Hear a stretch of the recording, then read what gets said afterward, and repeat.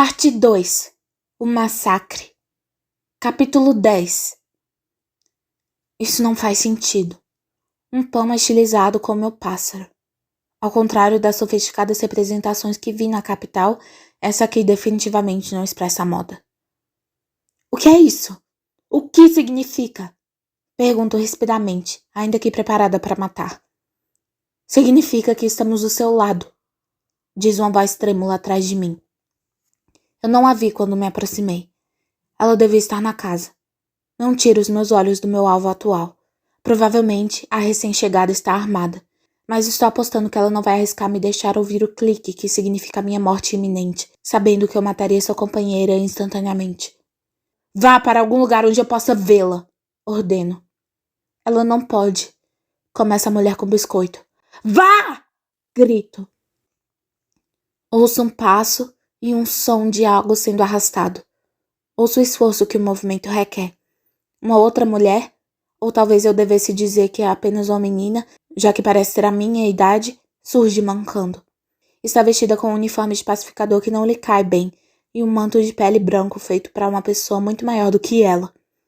Ela não está com nenhuma arma visível. Suas mãos estão ocupadas em equilibrar-se numa muleta tosca, feita de um galho quebrado. A ponta de sua bota direita não consegue tirar a neve do caminho, por isso o som de algo sendo arrastado. Examino o rosto da menina, que está corada de frio. Seus dentes são tortos, e há uma marquinha vermelha de nascença sobre um de seus olhos cor de chocolate. Ela não é uma pacificadora, tampouco uma cidadã da capital. Quem é você? Pergunto, com cautela, porém menos beligerante. Meu nome é Tuel, diz a mulher. Ela é mais velha, talvez 35 anos. E essa é Bonnie.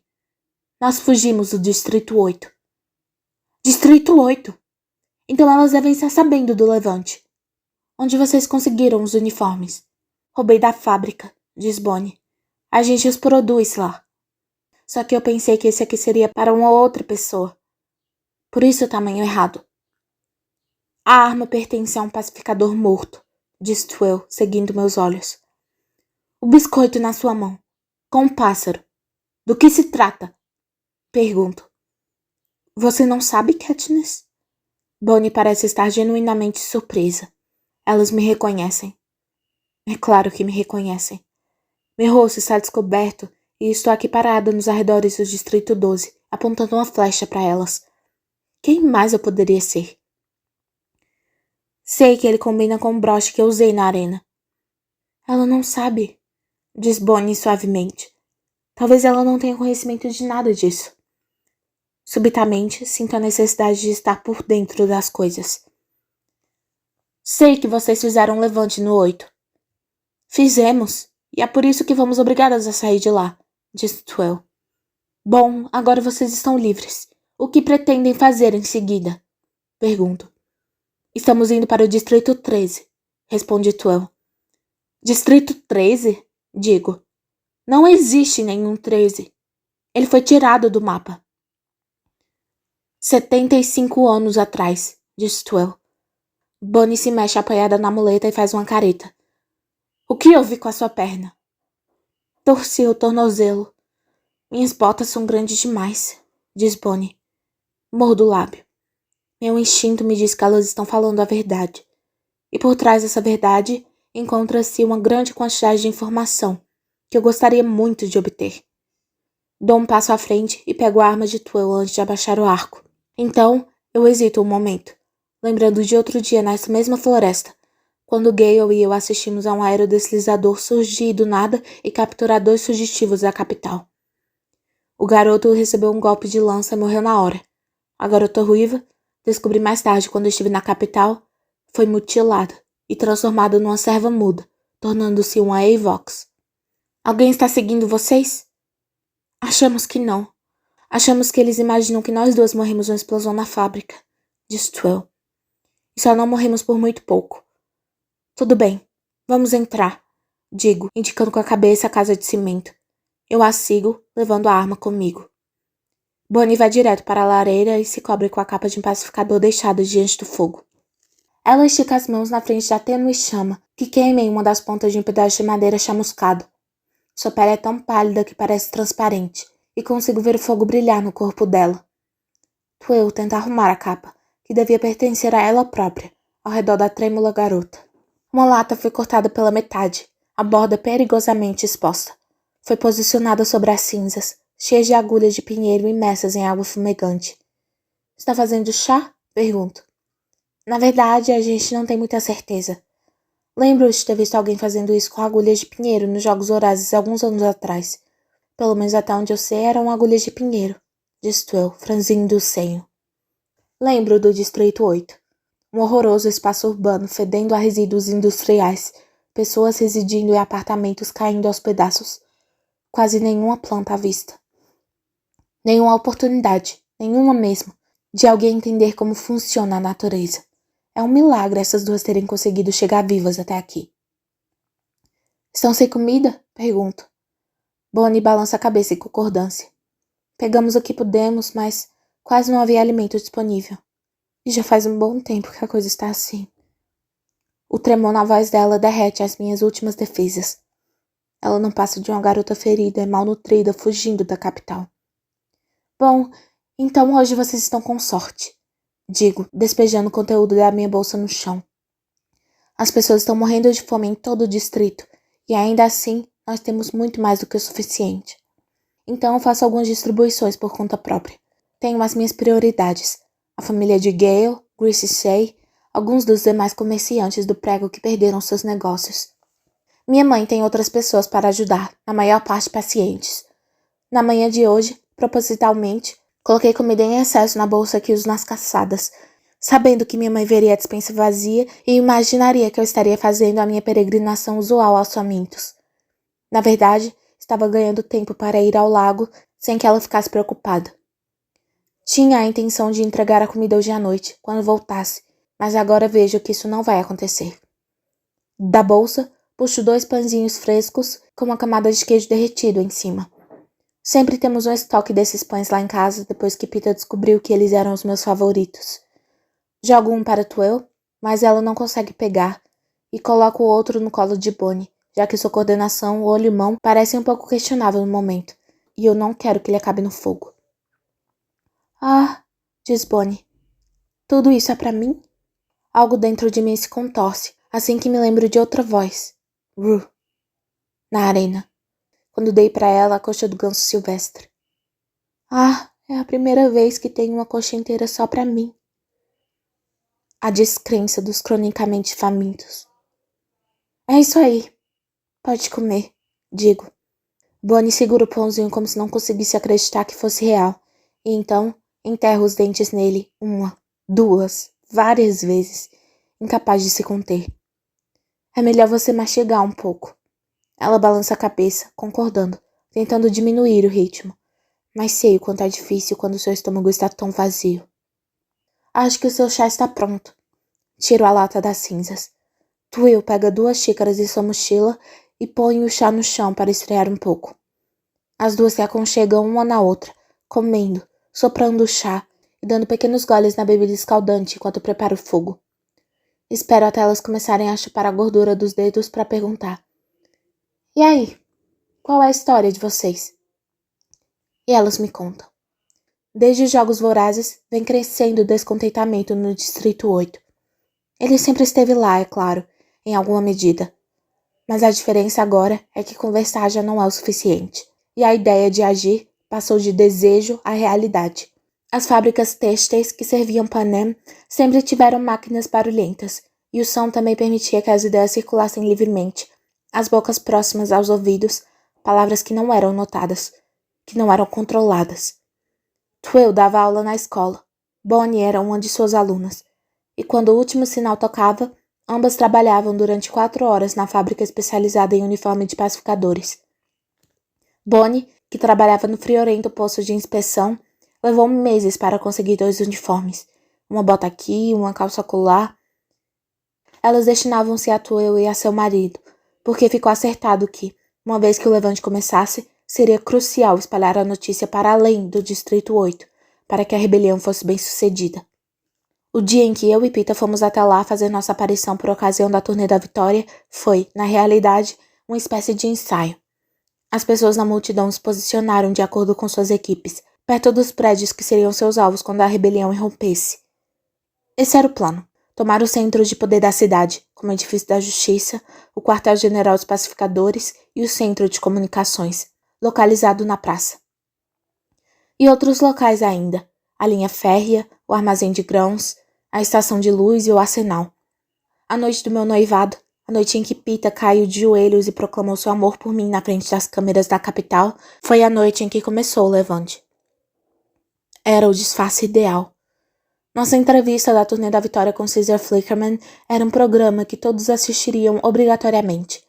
Ele deu às pessoas no Distrito 8 o motivo para sair às ruas à noite, reunindo-se ou na praça ou em diversos centros comunitários ao redor da cidade para acompanhar pelos telões. Normalmente, tal atividade teria sido bastante suspeita. Ao contrário, todos encontravam-se em seus devidos lugares na hora marcada, 8 da noite, quando as máscaras foram postas e o inferno se instaurou. Pegos de surpresa e sobrepujados por uma impressionante quantidade de pessoas, os pacificadores foram inicialmente dominados pelas massas. O centro de comunicações, o armazém e a estação de luz foram tomados. À medida que os pacificadores iam caindo, armas eram apropriadas pelos rebeldes. Havia uma esperança de que isso não tivesse sido um ato de insanidade. Que, de alguma forma, se eles pudessem espalhar a notícia para outros distritos, uma real disposição do governo da capital talvez fosse possível. E aí aconteceu. Pacificadores começaram a chegar aos milhares. Aerodeslizadores bombardearam as casamatas dos rebeldes, que viraram cinzas. No caos total que se surgiu, o máximo que as pessoas conseguiam fazer era chegar em casa com vida. A cidade foi dominada em menos de 48 horas. Então, por uma semana, as pessoas foram proibidas de deixar suas casas. Nada de comida, nada de carvão, todos impedidos de sair às ruas. A única vez que a televisão mostrou alguma coisa além de estática foi quando os suspeitos de terem sido os instigadores foram enforcados na praça. Então, uma noite, quando todo o distrito estava quase morrendo de fome, veio a ordem para que tudo voltasse à normalidade. Para Twill e Bonnie, isso significou voltar para a escola. Uma rua interditada por causa das bombas fez com que elas se atrasassem para o turno de trabalho na fábrica, de modo que elas ainda estavam a cerca de 100 metros de distância quando o local foi pelos ares, matando todos que estavam em seu interior, incluindo o marido de Twill e toda a família de Bonnie. Alguém deve ter contado pro pessoal da capital que a ideia do levante tinha começado lá, disse Twill com a voz baixa. As duas correram de volta para a casa de Twill, onde ainda se encontravam os uniformes dos pacificadores. Juntaram o máximo de provisões que conseguiram, roubando livremente de vizinhos que agora tinham certeza estarem mortos, e seguiram para a estação ferroviária. No armazém próximo aos trilhos, elas vestiram os uniformes dos pacificadores e, disfarçadas, conseguiram entrar no vagão cheio de tecido que partia para o Distrito 6.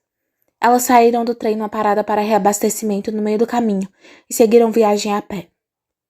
Ocultas pela floresta, mas usando os trilhos como guia, elas alcançaram os arredores do Distrito 12 2 dias atrás, onde foram forçadas a parar quando Bonnie torceu o tornozelo. Compreendo por que vocês estão fugindo. Mas o que esperam encontrar no Distrito 13? Pergunto. Bonnie e Twill trocam olhares nervosos. A gente não tem muita certeza, diz Twill. Lá só tem destroços, digo. Todo mundo já viu os filmes sobre o local. Mas é justamente isso.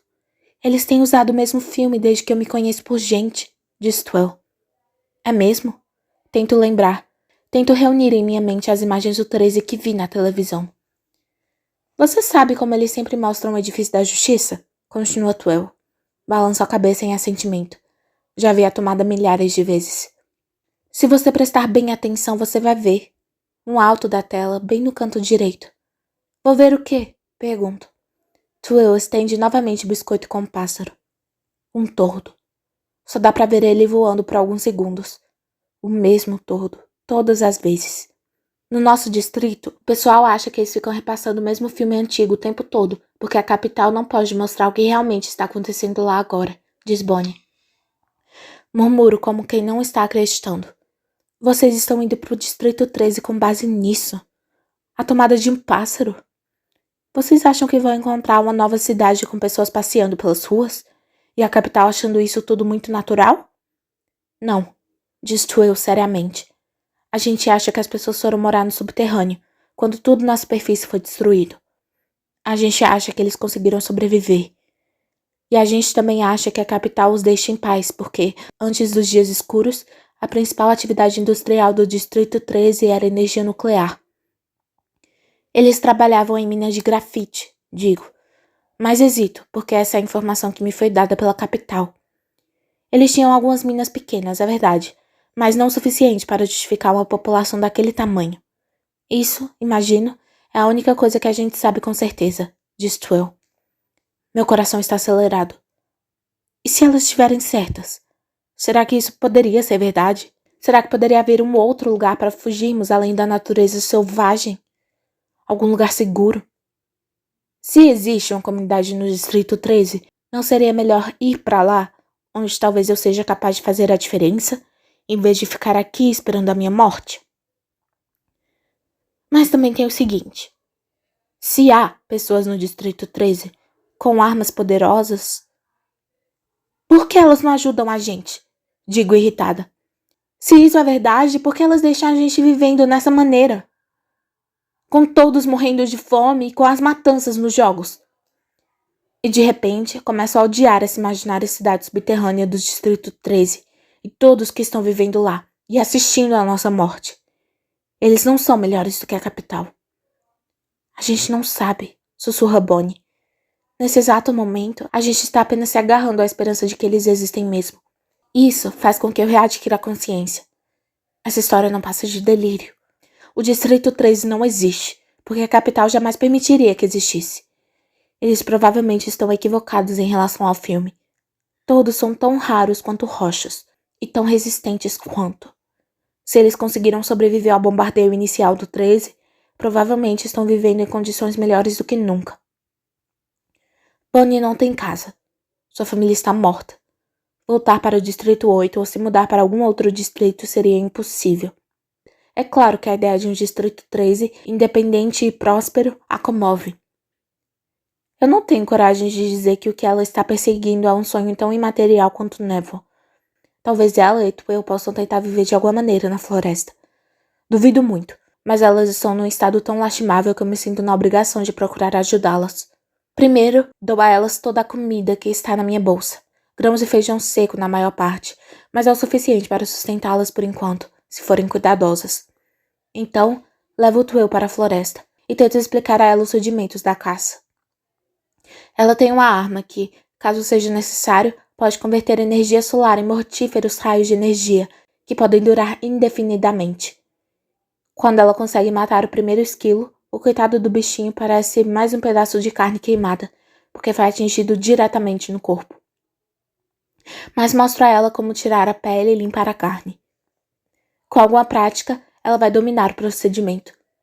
Corto uma nova muleta para Bonnie.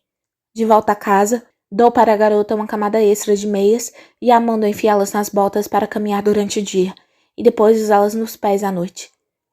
Por fim, eu as ensino a acender adequadamente um fogo.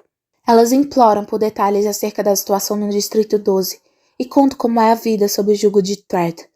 Percebo que elas consideram isso uma informação importante para levar até aqueles que governam o Distrito 13 e finjo que concordo com elas, para não destruir suas esperanças. Mas quando a luminosidade do sol sinaliza o fim da tarde, não tenho mais tempo para entretê-las.